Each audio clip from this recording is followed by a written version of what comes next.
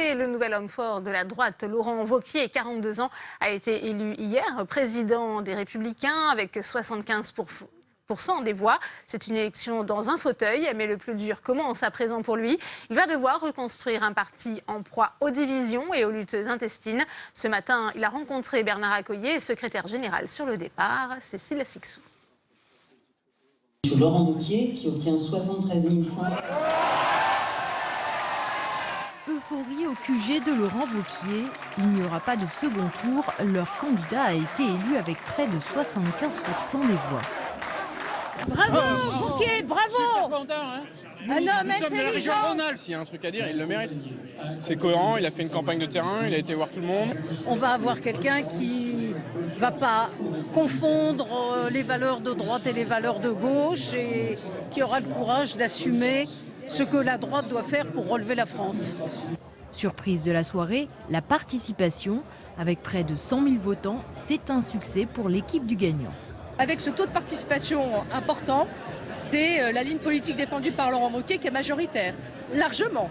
La participation qui flirte avec les 100 000 votants, alors qu'on nous avait dit que ça n'intéressait personne, c'est quand même très important. Quand on reprend les participations des élections internes aux Républicains ou à l'UMP, on voit bien qu'on est dans un très bon score. Quelques minutes plus tard, le nouveau président du parti savoure sa victoire auprès de ses supporters. Vous avez envoyé un message qui est un message sans ambiguïté. Oui, ce soir, nous pouvons dire la droite est de retour. Nous étions divisés et nous avions déçu les Français. Eh bien, je veux avec vous tourner ces pages. Nous allons tout reconstruire. Nous allons tout renouveler avec des nouveaux visages. Et surtout, nous allons tirer les leçons de nos échecs. Pour construire le parti, le message est clair, Laurent Wauquiez veut rassembler la droite. Oui, je crois qu'il saura rassembler. C'est aussi quelqu'un qui a des idées bien ancrées. Et c'est tant mieux, il faut un président des Républicains qui ne soit pas au tiède, sinon ça ne marchera pas. On a absolument besoin d'un responsable qui remette le parti debout.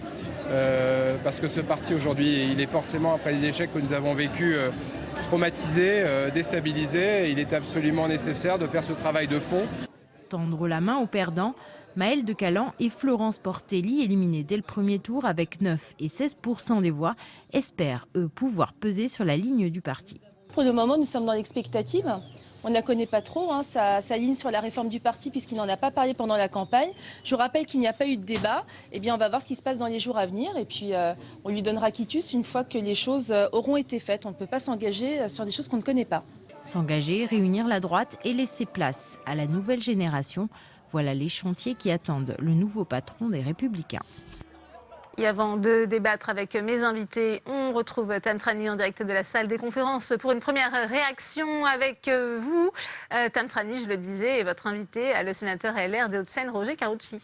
Oui, Roger Karoutchi, avez-vous confiance en Laurent Wauquiez pour rassembler votre famille politique, pour la remettre debout? Le plus dur reste à faire. La victoire est large. La mobilisation est beaucoup plus forte que certaines craignaient. C'est donc déjà 2 signaux forts qui sont donnés.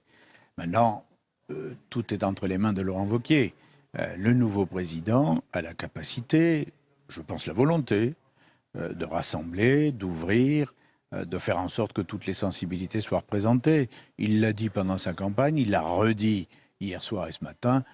Voilà, il n'y a pas de raison de douter de ça. Donc je pense que l'alarmisme de certains est un peu prématuré. Attendons de voir les gestes dans les jours qui viennent, de manière à réunifier la famille. Mais son élection est déjà accueillie par le silence assourdissant de Valérie Pécresse, de Xavier Bertrand, de Christian Estrosi. Tous ces représentants de la droite modérée ne sont pas au rendez-vous, même pas un petit tweet pour accueillir Laurent Wauquiez comme nouveau président des Républicains. Je pense que ce qui est normal, c'est qu'ils attendent. Il n'était pas candidat, il y a eu un peu de critiques de part et d'autre au tout début de cette campagne. C'est donc assez logique qu'un certain nombre de nos leaders attendent de savoir ce que veut faire le président. C'est lui qui a la main. C'est lui qui l'a tendu d'ailleurs la main hier. Et c'est lui qui, j'imagine, aujourd'hui, demain, va appeler les uns les autres, voir avec les uns les autres comment on peut bâtir un avenir commun. Ce serait l'intérêt de personne, sincèrement, de se dire on reste entre chapelles et on ne se parle pas, et ça n'est l'intérêt de personne, pas plus de ceux qui n'ont pas été candidats que de celui qui a gagné, de ne pas réunifier tout le monde. Certains dessinent en tout cas déjà des lignes rouges. Dominique Bussereau, ce matin, a dit être d'accord avec Alain Juppé, avec Jean-Pierre Raffarin. Aucun rapprochement avec le Front National, aucun flirt éhonté avec Sens Commun, un engagement européen sans faille. Est-ce que vous êtes d'accord avec ça? Alors, sur la ligne rouge, qui a duré d'ailleurs pendant toute cette campagne, à savoir pas de lien, pas de discussion, pas de rapprochement avec le Front National, Laurent Wauquiez lui-même l'a dit à plusieurs reprises, donc je ne vois pas pourquoi il faut le redire et le redire comme si c'était cette une campagne ancienne... très centrée sur la question de l'immigration mais attendez, a montré des points communs avec sauf erreur de ma part, la droite a le droit de parler de l'immigration, de la sécurité, des problèmes de nation, des problèmes de drapeau. On a encore le droit d'en parler, heureusement. Donc, que Laurent Wauquiez parle de ces sujets, il a raison de le faire, parce que ce sont des sujets qui interpellent tous les Français. Sauf que nous ne disons pas la même chose que le Front National sur bien des sujets en la matière. Donc, oui, nous nous exprimons sur des sujets régaliens forts, mais nous n'avons pas le même discours, pas la même position, donc très bien. Un mot sur les centristes.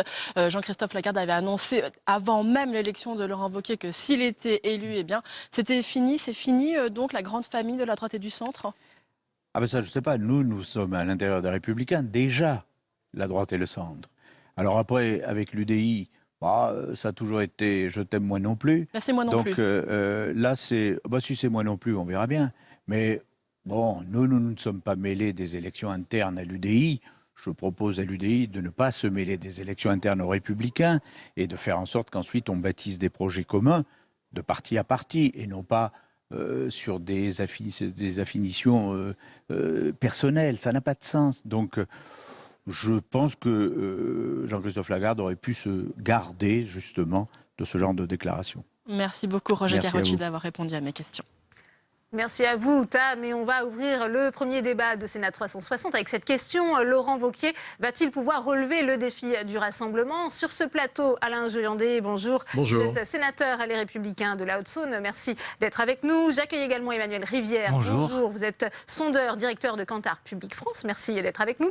François Grosdidier est également sur ce plateau. Bonjour. Sénateur Les Républicains de la Moselle. Nicolas Tenzer est également avec nous. Bonjour. Vous êtes le directeur de la publication de la revue Le Banquet et président fondateur du Centre d'études et de réflexion pour l'action politique. Merci d'être avec nous. J'accueille enfin François Lafont. Bonjour, vous êtes Laurent Lafont, sénateur centriste du Val-de-Marne. Première question pour vous, Alain Joyandet.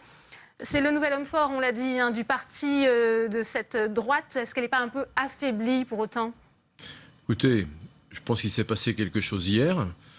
On en sort plutôt renforcé, les Républicains en sortent renforcés, la droite, Laurent Wauquiez lui-même, parce que je crois que l'ambiance a changé depuis que les résultats sont tombés. 100 000 électeurs, tout le monde nous disait que ça n'intéressait personne. Je rappelle qu'au moment de la fondation de l'UMP, Alain Juppé avait été élu par 37 000 votants, il y avait eu un peu plus de 40 000 participants. Donc pas de contestation sur la légitimité.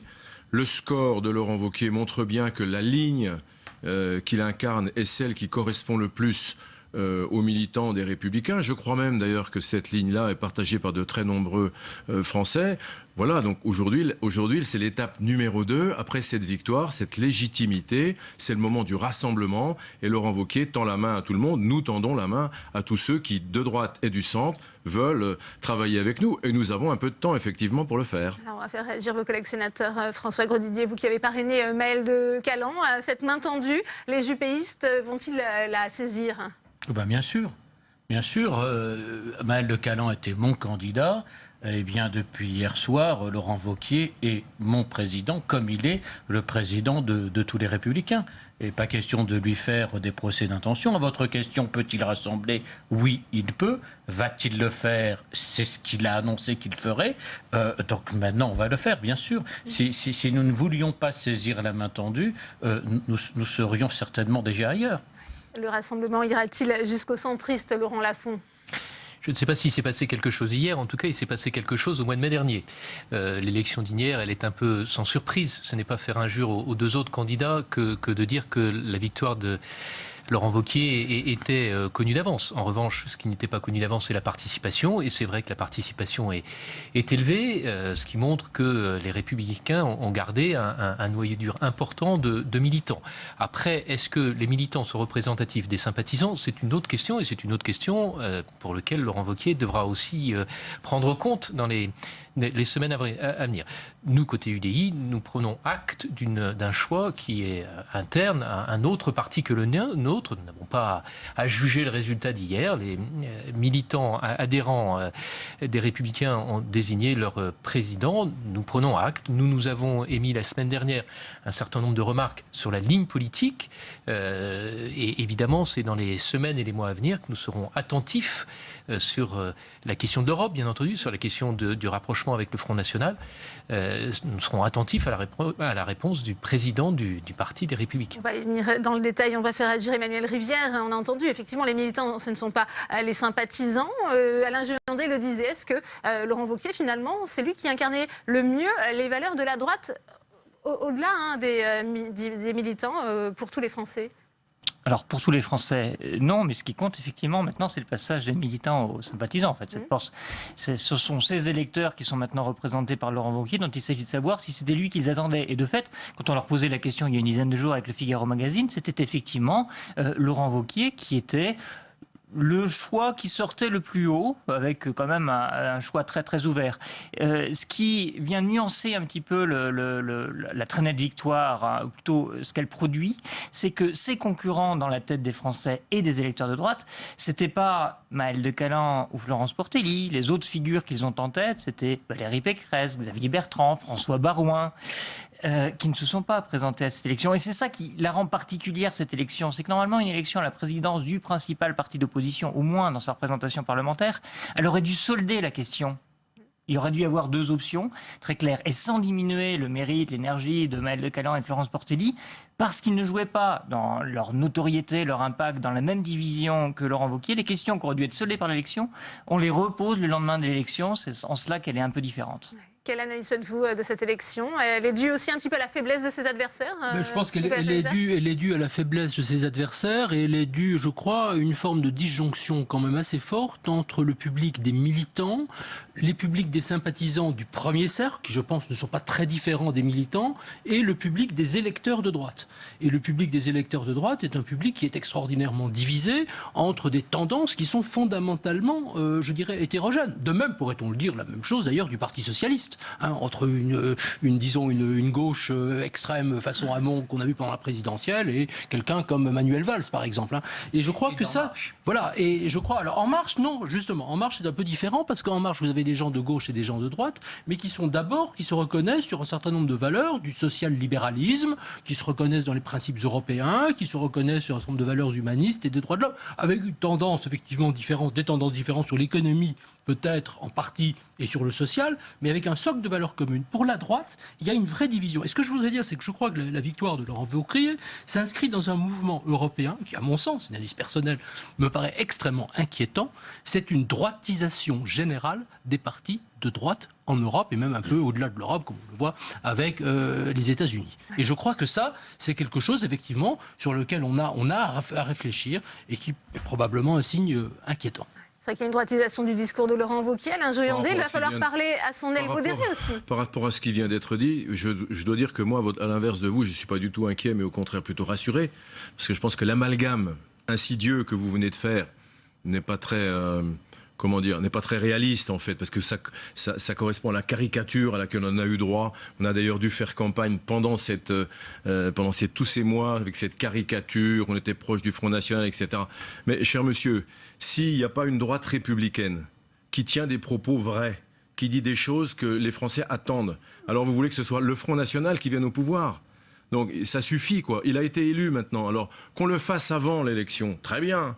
Mais là, il a été élu avec un score sans appel, avec une participation qui est formidable. Donc faites juste un peu confiance à Laurent Wauquiez, maintenant qu'il est élu, pour élargir le spectre, pour accueillir tout le monde.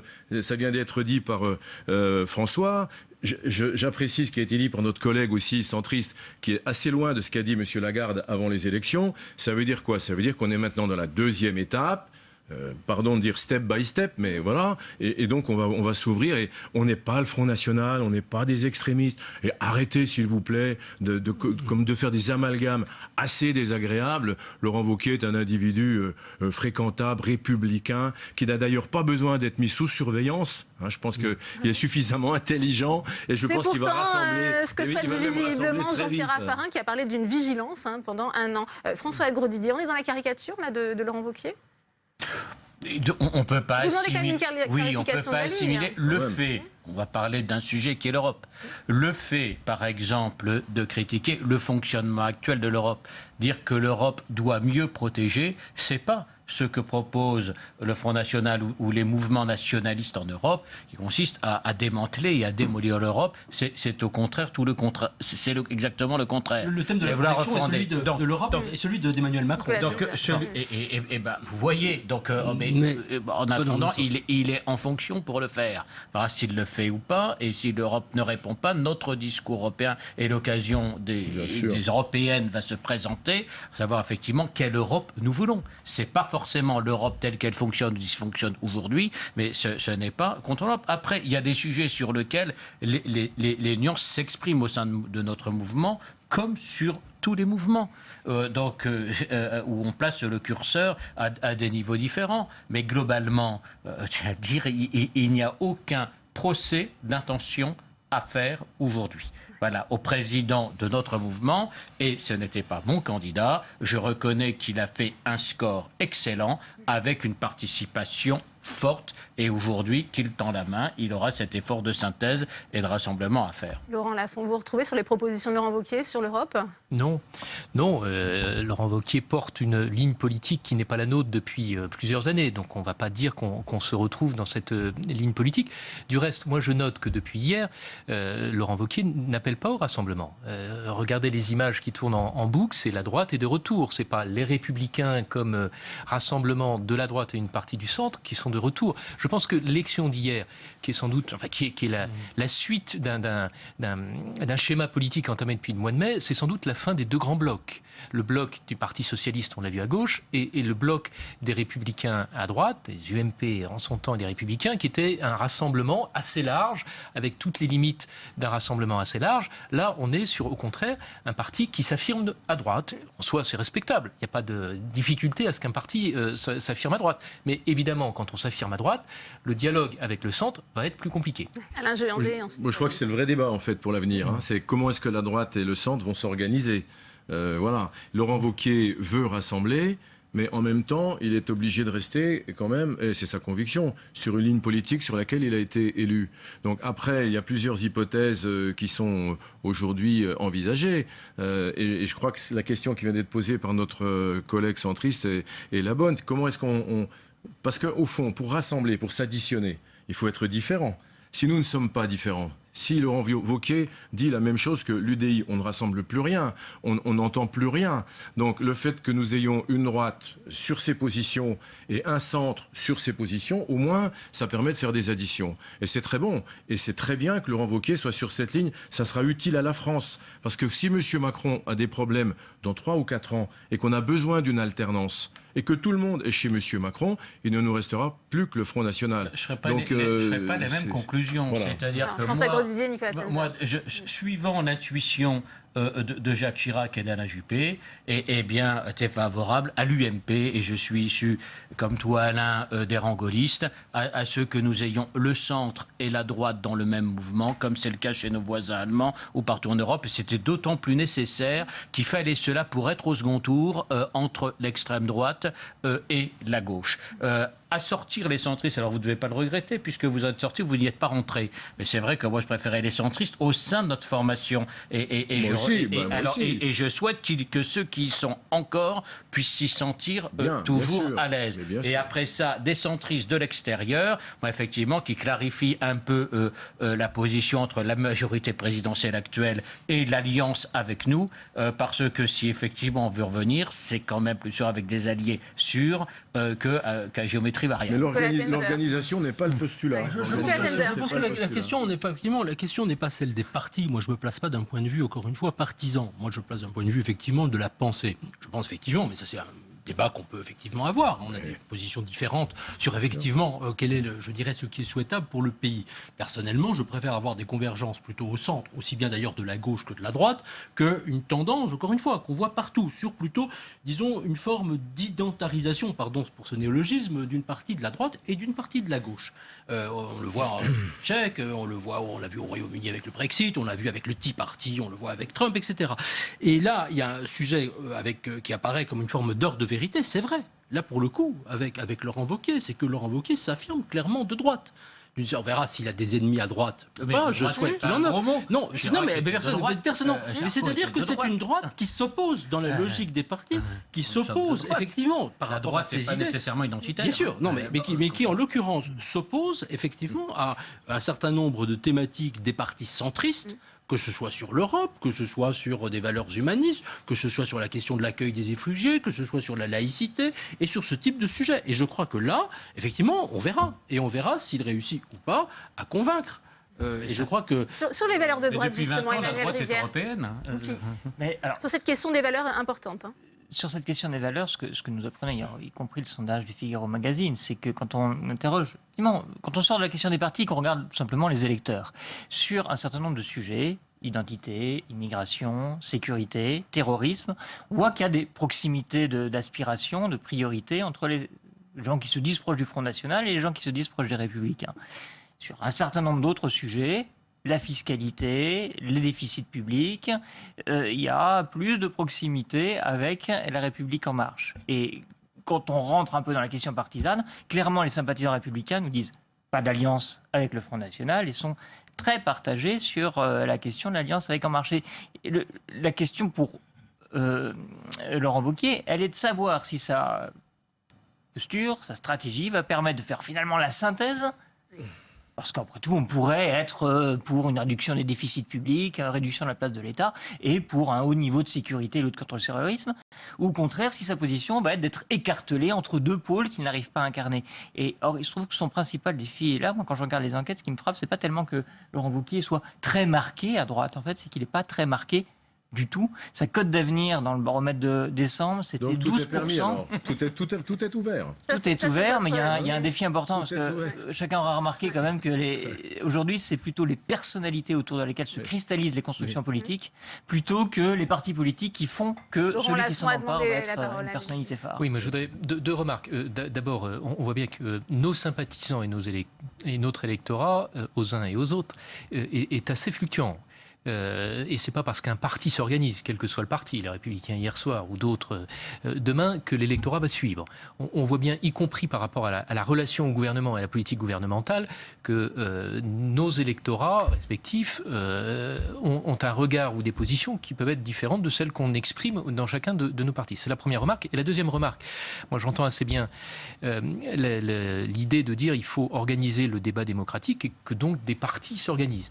Mais il y a quand même une question de fond pour lequel moi j'ai pas trouvé encore de réponse chez Laurent Wauquiez, c'est s'opposer, mais s'opposer sur quoi et en quoi? Parce que c'est pas une posture de dire on est opposant. On sait bien qu'il y a des élections et qu'il faudra présenter des listes différentes. Mais je pense que les Français ont dépassé, pour l'instant en tout cas, cette question de la posture de l'opposant et qui demandent quelle alternative, quel autre programme politique et de gouvernement vous proposez. Là-dessus, j'ai pas entendu grand-chose pendant la campagne qui vient de s'achever. Je voudrais aussi qu'on parle des cas qui ont été abordés dans les sujets. Xavier Bertrand, François Baroin, Valérie Pécresse, Alain Juppé, Virginie Calmels. Il a aussi des ennemis à l'intérieur du parti. Qu'est-ce qu'on en fait, Laurent ?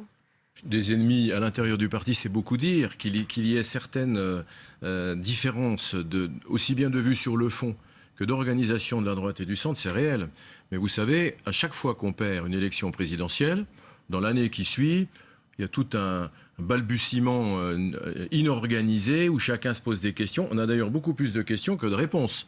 Parce qu'effectivement, il y a quand même une vraie réorganisation de la vie politique française. Mais quand même avec des fondamentaux. Et quand on regarde l'histoire, hélas, moi j'ai déjà un peu, j'allais dire hélas, oui, un peu d'expérience avec l'âge. Je me retrouve dans une situation, dans les commentaires, où Chirac, quand Chirac prend la présidence du RPR, Voilà, on entendait déjà ça. Et puis Chirac est devenu président de la République. Quand Nicolas Sarkozy a commencé à montrer ses intentions, rappelez-vous, c'était un peu plus dur encore que pour Jacques Chirac. Donc je crois qu'aujourd'hui, on a beaucoup de questions. Assez peu de réponses sur comment ça va se passer, mais concrètement, pour répondre à la question posée sur la politique de M. Macron, on a clairement dit avec Laurent Wauquiez qu'il y a un certain nombre de choses qui vont dans le bon sens, que l'on soutient. On l'a d'ailleurs montré par nos votes ici au Sénat. Il y a des choses sur lesquelles on n'est pas du tout d'accord. La non-réduction du déficit public, c'est un drame. La montée en puissance de la fiscalité, on vient de passer devant le Danemark, on est premier en Europe, c'est le contraire de ce qu'on voudrait faire. L'arrêt des investissements publics dans nos territoires, c'est le contraire de ce qu'on voudrait faire. Le fait de couper les collectivités territoriales de leurs recettes, c'est aussi le contraire. Il y a beaucoup de choses sur lesquelles on peut organiser une opposition constructive, sans adhérer pour autant au constructif. Moi, ça fait 30 ans que je suis constructif, mais que je reste dans mon parti politique. Est-ce qu'il y aura des départs? Est-ce qu'il faut s'attendre à des départs? C'était le discours aussi de Maël de Calan. Montre bien il se trouve que c'était pas mon candidat. Mais ce qui montre bien aujourd'hui qu'il partait quand même avec un net désavantage. Donc ce qui montre bien que les points de vue sont pas irréconciliables comme on le présente et qui sont beaucoup plus profonds. Alors le mode d'expression n'est pas le même, la façon de parler pas la même. C'est sûr que les militants sont beaucoup plus à la fois volontaristes, décidés, veulent en découdre beaucoup plus que nos concitoyens qu'on connaît bien, surtout quand on est élu local.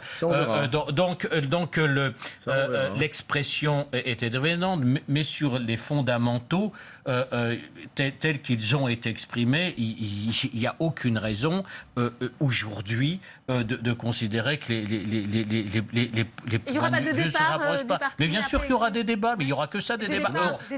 Des départs j'espère que non. Il y a eu des départs avant. Je crois que ceux qui y restent sont là pour y rester. Et si effectivement Laurent Wauquiez se resserrait sur le noyau dur seulement de ceux qui l'ont soutenu, mais c'est pas du tout les intentions qu'il a manifestées, et à la limite son score même le lui permettrait. Il a fait 75% des voix. Donc. Moi, je crois que le vrai sujet, il va se jouer surtout à partir de, disons, dans 2 ou 3 ans. À partir du moment où tout le monde va se positionner pour l'élection présidentielle de 2022. Et on va voir à ce moment-là, en fonction des dynamiques propres, aussi bien sûr d'Emmanuel Macron que de Laurent Wauquiez, et puis par ailleurs de la France Insoumise et de quelques autres, partis socialistes un peu disparus.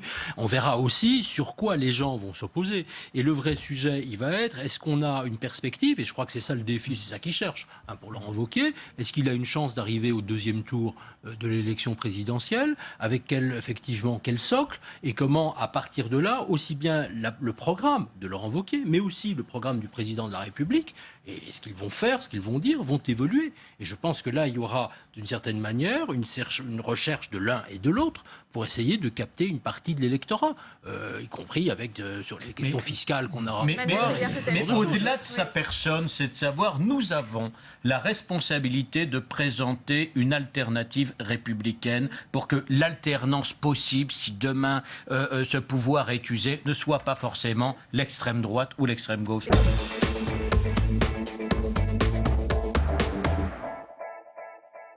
Et on en vient maintenant à cet aéroport de Notre-Dame-des-Landes. Édouard Philippe promet une décision claire avant la fin janvier 2018 sur l'aéroport de Notre-Dame-des-Landes. Pour trancher, le gouvernement misait beaucoup sur le rapport des médiateurs présenté aujourd'hui. Il ne facilite cependant pas vraiment le choix de l'exécutif. On écoute tout de suite le Premier ministre. Le rapport nous invite à réfléchir sur un choix qui se formaliserait plutôt de la façon suivante: Notre-Dame-des-Landes ou un réaménagement de l'aéroport de Nantes-Atlantique.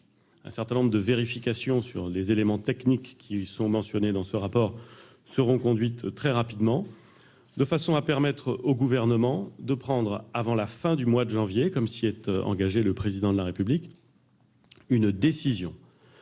J'attire l'attention sur le fait que cette décision sera claire, qu'elle sera assumée par le gouvernement et qu'elle doit nous permettre, d'une part, de répondre aux besoins identifiés du développement du transport aérien dans le Grand Ouest, et d'autre part, de garantir un retour à la normale, notamment s'agissant des questions relatives à l'ordre public. Ce retour à la normale est légitimement attendu par l'ensemble des habitants de la région. Alors, qu'y a-t-il dans le rapport des experts? Des éléments nouveaux, selon Édouard Philippe, mais qui confirment pourtant l'absence de solution parfaite. Clément Perrault. Matignon ce matin, les 3 médiateurs du dossier Notre-Dame-des-Landes viennent rendre leur rapport tant attendu au Premier ministre. Si ce document ne tire pas de conclusion définitive, il donne du crédit à l'alternative d'un agrandissement de l'aéroport de Nantes-Atlantique.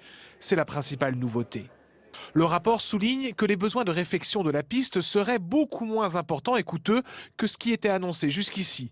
De plus, cela n'entraînerait pas de restrictions nouvelles dans les projets d'urbanisme de l'agglomération.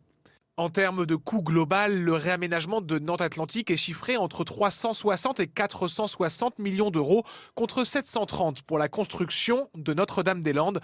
Cependant, l'indemnité à verser à Vinci en cas de résiliation ferait baisser l'écart entre les deux projets. Rassemblés devant l'Assemblée nationale, les partisans de Notre-Dame-des-Landes ont tout de suite voulu se faire entendre. Parmi eux, de nombreux élus. Clairement, l'hypothèse d'un aménagement de l'aéroport semble dans l'air du temps et suscite inquiétude et colère. À Nantes-Atlantique, il n'y aura qu'une piste. Et qu'en plus, on a 40 000 personnes aujourd'hui impactées par les nuisances sonores, demain 80 000. Et surtout qu'on est évidemment incapable d'agrandir significativement. Pourquoi ? Parce que, encore une fois, on a le lac de Grandlieu, la deuxième zone ornithologique protégée. On ne peut pas passer de 5 millions à 9 millions de passagers alors que c'est déjà insupportable. On est à saturation et on est aux portes de la ville de Nantes avec des communes comme Saint-Aignan-de-Grandlieu qui sont sous les avions et qui ne supportent plus cette situation, qui sont bloquées dans leur développement. Et donc un nouvel aéroport, parce qu'il s'agirait d'un nouvel aéroport sur place, ça serait des années et des années d'études, de contentieux, de difficultés avant que quelque chose puisse voir le jour. Que le rapport ne prennent pas position, ce n'est pas une mauvaise nouvelle pour les opposants à Notre-Dame-des-Landes. Ils misent maintenant sur une absence supposée de véritable consensus politique sur la question. Aucun responsable politique de premier plan, aucun, ne défend en off Notre-Dame-des-Landes. Tout le monde sait que c'est un projet absurde. Reste la question de l'évacuation de la ZAD sur place. Le rapport est clair sur ce point. La zone sera évacuée par les autorités dès que la décision du président, quelle qu'elle soit, sera prise.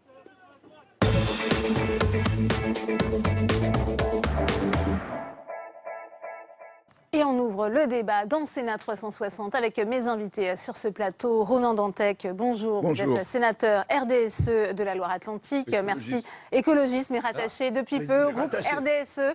Vous faites partie des partisans, des opposants de cet aéroport Notre-Dame-des-Landes. Merci d'être avec nous. Joël Guerriau est également sur ce plateau. Sénateur Les Indépendants, République et Territoire de la Loire-Atlantique. Vous faites partie des opposants à cet aéroport Notre-Dame-des-Landes. J'accueille également Laurent Pinatel. Bonjour, vous êtes le porte-parole national de la Confédération paysanne, et Alain Mustière, bonjour, vous êtes le président de l'association des Ailes pour l'Ouest.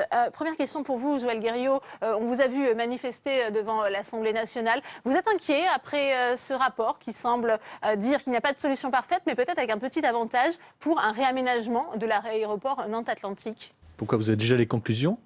C'est un peu la lecture que certains en font aujourd'hui. J'espère pas. J'espère qu'on va rester sur ce qui a été décidé finalement par tous ceux qui se sont exprimés très largement pour que cet aéroport devienne celui de Notre-Dame-des-Landes.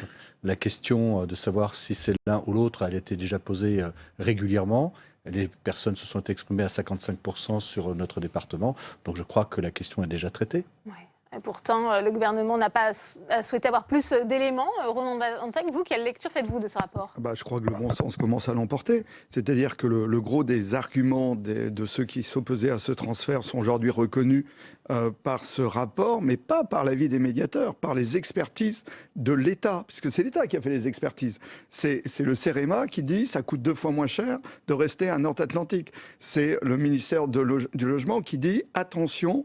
NDDL, c'est un immense étalement urbain qui se prépare. Tout ça est dans le rapport. Tout ça, on le dit depuis de nombreuses années, que les mesures compensatoires sont aléatoires. C'est écrit aussi dans le rapport. C'était les conclusions des auditions de la commission d'enquête que j'ai menée ici au Sénat. Donc, quand on compile tout ça, effectivement, ça veut dire qu'il faut maintenant travailler sérieusement sur le réaménagement de Nantes-Atlantique. Moi, ce qui m'inquiète en tant qu'élu de Loire-Atlantique responsable, c'est qu'un certain nombre de grands responsables politiques de Loire-Atlantique qui devraient être dans la discussion avec l'État sur les grands enjeux du développement de la Loire-Atlantique, le fret ferroviaire, par exemple, avec un port aujourd'hui qui se fragilise, l'avenir de la centrale de Cordemais, tout ça pourrait faire partie d'un accord avec l'État. Au lieu de ça, on reste dans des postures extrêmement politiciennes Aujourd'hui, on sait très bien que la consultation est nulle et non avenue, puisque les éléments qui étaient sur la table pour le choix des électeurs de Loire-Atlantique étaient faux. C'est dit noir sur blanc dans le rapport, y compris par les expertises de l'État. Il serait temps un peu de sortir des postures, qu'on discute sur l'avenir de la Loire-Atlantique. L'avenir de la Loire-Atlantique, elle passe plus par l'aéroport Notre-Dame-des-Landes. Il est temps qu'on atterrisse. Alain Mustier, quelle analyse faites-vous de ce rapport? Les analyses inverses de ce qui vient d'être exprimé. Non, mais ça, c'est ce qu'il y a dans le rapport. Hein. Allez-y, Alain Mustier. Ah non, mais si je ne peux pas m'exprimer, tu me coupes à chaque coup. Je t'ai laissé parler. C'était pour donner le cadre et maintenant tu t'exprimes. Allez-y. Oui, donc je pense exactement l'inverse. Quand je reviendrai tout simplement et assez facilement sur la consultation qui a lieu le 26 juin 2016, on l'a eu sur un document qui a été préparé par la commission du débat public et sur lequel il y avait 6 arguments pour voter pour et 6 arguments pour voter contre, dont celui du transfert de Nantes Atlantique, dont le développement de Nantes Atlantique sur place, et un certain nombre de considérations évoquant des questions d'environnement. Donc les habitants de Loire-Atlantique ont voté en toute connaissance de cause du dossier, y compris les contradictions qu'il peut y avoir. Ça a été clair pour eux. Ce qu'ils veulent, c'est un nouvel équipement qui n'amène pas de contraintes du survol de la ville, qui permette du développement du transport aérien. Et pour ça, il n'y a que le site de Notre-Dame-des-Landes qui est adapté à ça. On a 40 000 de personnes qui sont survolées. On a en bout de piste, à 90 mètres de hauteur, des avions qui passent au-dessus de Saint-Aignan-de-Grandlieu et de Bouguenais. Il y a donc des habitants qui subissent directement les contraintes. Est-ce que cela, on doit les protéger ou pas ? Laurent Pinatel, est-ce que c'est une bonne nouvelle, le contenu de ce rapport, selon vous? La première nouvelle, c'est que pour la première fois, l'État a dans les mains quelque chose qui étudie la faisabilité d'améliorer le trafic aérien autour de Nantes Atlantique. C'est la première fois qu'on a ces éléments. Ces éléments n'étaient pas là le jour où les habitants de Loire-Atlantique ont été consultés. Donc c'est quelque chose d'important. Pour la première fois, il y a des données chiffrées, précises, qui n'ont rien à voir avec les données qui circulaient avant, pendant la consultation notamment. Et c'est quelque chose d'important de ne pas nier le besoin de développement économique de ce territoire. C'est une évidence. Vu la population qui augmente, vu l'activité économique qu'il y a, il faut effectivement que ce territoire puisse se doter d'outils qui accompagnent ce développement. Bon, aujourd'hui, de toute évidence, il faut quand même rappeler que, on parle d'un aéroport où on devait faire poser le Concorde, quoi. Donc, évidemment, il y a des choses qui ont évolué depuis. Évidemment que la prise en compte de la consommation de l'espace agricole, de tout un tas de considérations qui n'étaient pas à l'époque sur la table dans les années 60, moi je n'étais pas né, mais il faut les prendre en compte. Donc pour la première fois, très satisfaisant d'avoir enfin dans les mains quelque chose qui étudie la possibilité de rénover cet aéroport. Vous n'êtes pas d'accord? Il n'y a pas d'éléments nouveaux, Joël Guerriau, dans ce rapport, notamment sur le coût? On ne peut pas entendre ce genre de choses. Il n'y a pas des nouveaux chiffres par rapport à la consultation de juin 2016? On voudrait faire croire qu'une décision d'implantation sur ce site en 1967 n'a jamais fait depuis 1967 la moindre discussion sur l'aménagement du site actuel. Enfin, il ne faut quand même pas prendre les gens pour des imbéciles. Vous comprenez bien que depuis 1967, la question s'est toujours posée. Elle s'est d'ailleurs posée ici même dans cet endroit, parce que j'ai eu des débats avec Ronan Dantec à plusieurs reprises, et à chaque fois, les débats qui nous opposaient, c'était sur la question de Ronan qui était de dire on doit rester sur ce site et voilà les possibilités d'aménagement, et la position qui était de dire non, la meilleure solution est Notre-Dame-des-Landes. Donc cette question s'est toujours posée. Il n'y a rien de nouveau, absolument rien de nouveau.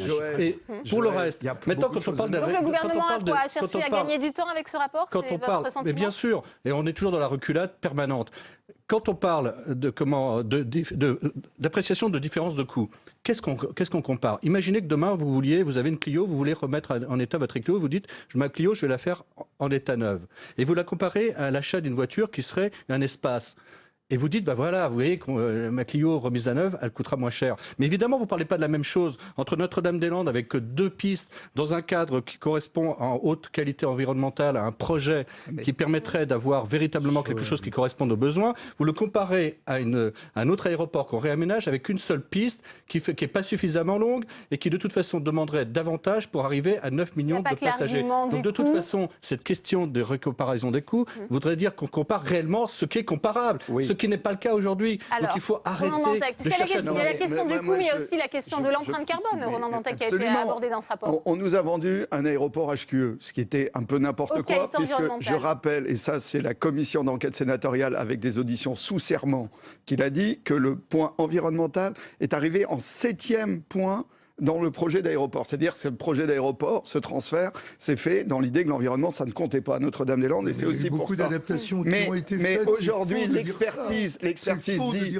le transfert à Notre-Dame-des-Landes, rien que sur le projet lui-même, je ne parle pas des avions, c'est plus de CO2, 200 000 tonnes de plus de CO2, ça c'est dans le rapport. Donc on ne peut pas dire que c'est un bon projet environnemental. Le rapport dit les mesures compensatoires, rien ne dit qu'elles marchent, c'est redit dans le rapport, c'était déjà dit dans les auditions de la commission.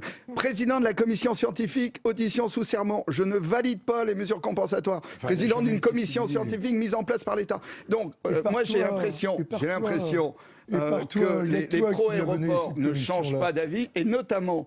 la consultation, effectivement, est nulle et non avenue. Si on avait fait voter l'ensemble des habitants en disant ça coûte 2 fois plus cher d'aller à Notre-Dame-des-Landes, le lac de Grandlieu n'est pas menacé en rien, c'est écrit par le rapport.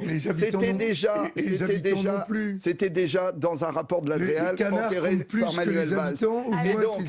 Et les habitants, on va finir par les habitants.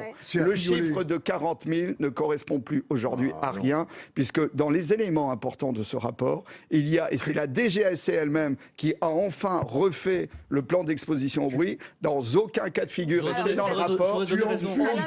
Non, mais c'est dans le rapport. C'est dans le rapport.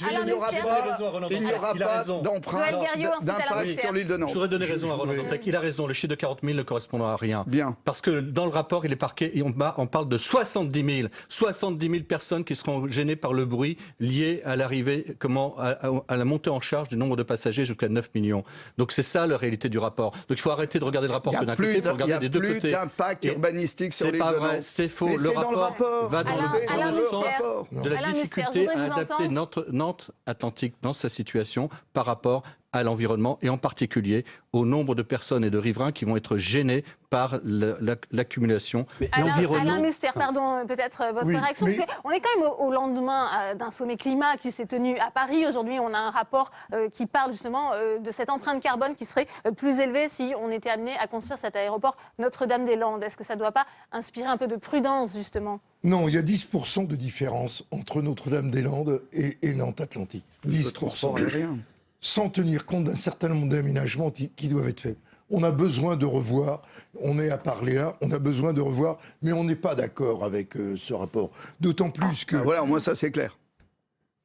Vous n'êtes pas d'accord avec ce rapport ? D'autant plus qu'il a été choisi pour faire ce rapport une société qui est au conseil d'administration de la Fondation Nicolas Hulot. Quelle est l'objectivité ? Donc c'est pas crédible. Si on avait voulu être crédible, on aurait choisi autre chose. On l'a dit au médiateur. Vous êtes déjà contesté par les personnalités. Ce rapport se voulait pourtant impartial et neutre. Mais non, mais attendez, il y a leur histoire. C'est comme moi, moi j'accepte de ne pas être objectif par rapport à Nantes Atlantique, de même que Joël ne l'est pas, que Roland ne l'est pas, ne l'est pas non plus. Donc il faut arrêter de dire ça. Et donc on avait une commission qui a loupé son travail d'impartialité.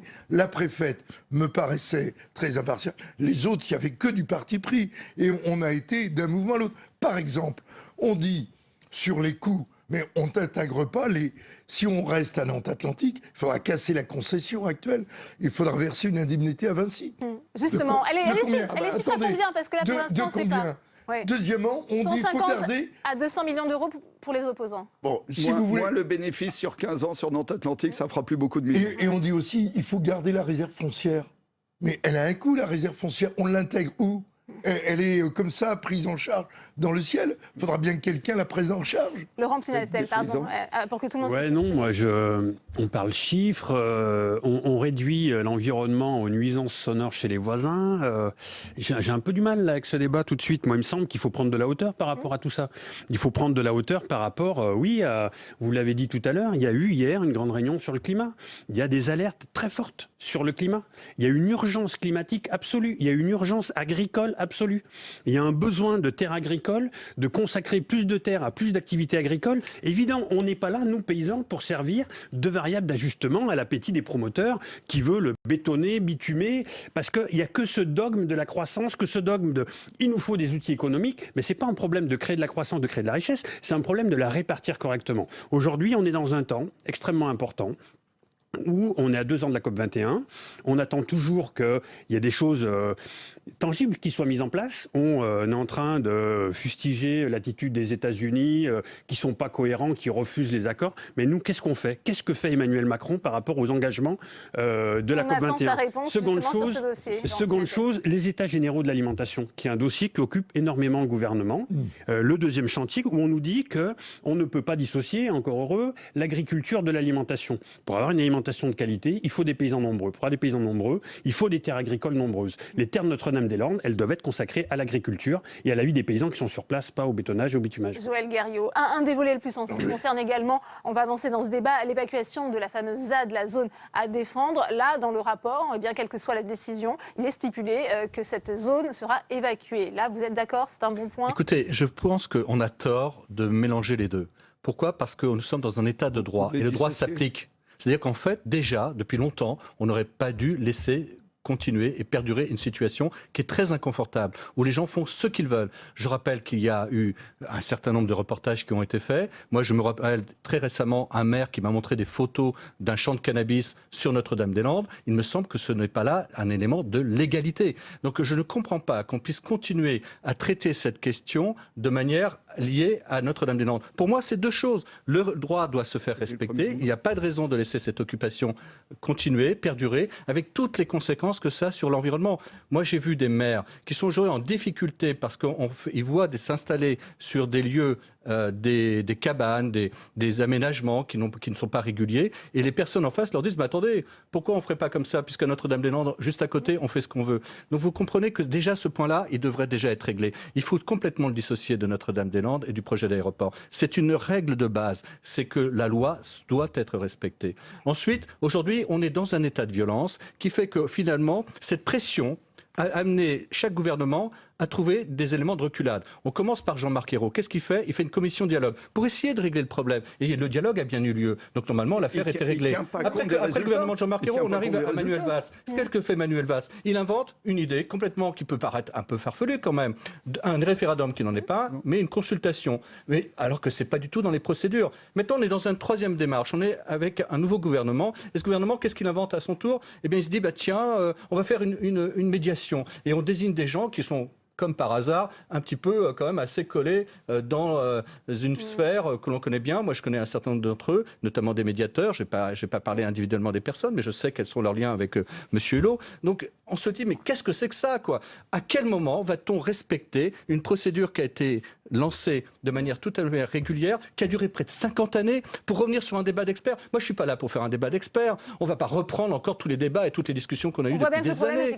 J'ai passé à beaucoup de réunions, mais qu'on respecte la démocratie telle qu'elle doit se faire. Plusieurs choses. D'abord, pourquoi ce projet ne se fait pas? C'est parce qu'il y a un mouvement social et des mobilisations qui ne sont pas les 150 ou 300 personnes que peut mobiliser Alain Mustière. C'est des dizaines de milliers de personnes. Ce n'est pas les zadistes qui empêchent ce projet. C'est qu'en fait, aujourd'hui, il y a énormément de gens qui considèrent qu'il y a injustice. Et le rapport dit bien cette faillite démocratique. Elle l'explique dans le détail. Parce que une consultation où on dit que ça coûte moins cher d'aller à Notre-Dame-des-Landes, alors que l'État lui-même aujourd'hui dit non, c'est pas vrai, c'est 2 fois moins cher. Nantes-Atlantique, ça dit bien que ça, on a biaisé ce projet. Et je pense que c'est parce que les pro-aéroports ont biaisé depuis le début sur la réalité des données que ce projet ne se fera pas au final. Mais aujourd'hui, l'enjeu n'est plus là. L'enjeu, il est effectivement de revenir dans le droit. Et moi, j'ai toujours été pour revenir dans le droit sur Notre-Dame-des-Landes.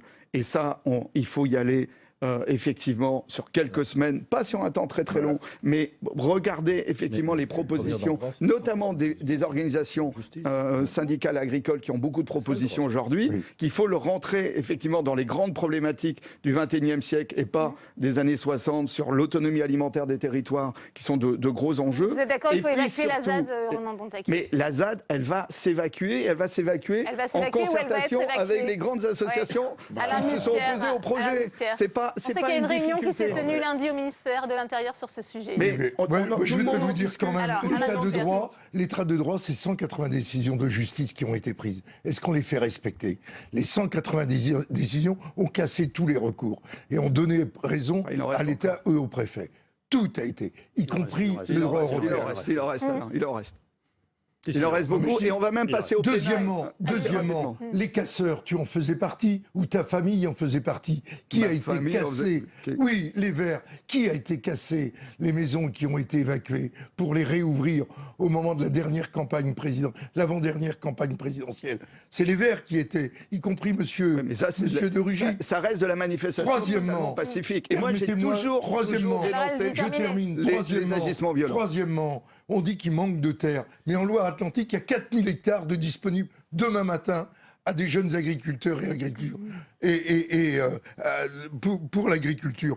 Donc on n'est pas à bouffer des terres pour rien. Les terres, vous le savez très bien, les terres de Notre-Dame-des-Landes, c'est les plus mauvaises terres de Loire-Atlantique. C'est des terres d'élevage. Et l'élevage est même condamné aujourd'hui par les agriculteurs. Il n'y a que 2 agriculteurs qui restent. Les autres sont tous partis et ont tous été relogés à moins de 5 km. Alors, Laurent Pinatel, ces terres de Notre-Dame-des-Landes, ce sont les plus mauvaises de C'est pas agréable du tout. Consommer moins de viande. Il n'y a pas que 4 paysans sur la ZAD. Moi, j'y suis allé plusieurs fois sur la ZAD. Il faut définir déjà qu'est-ce que la ZAD.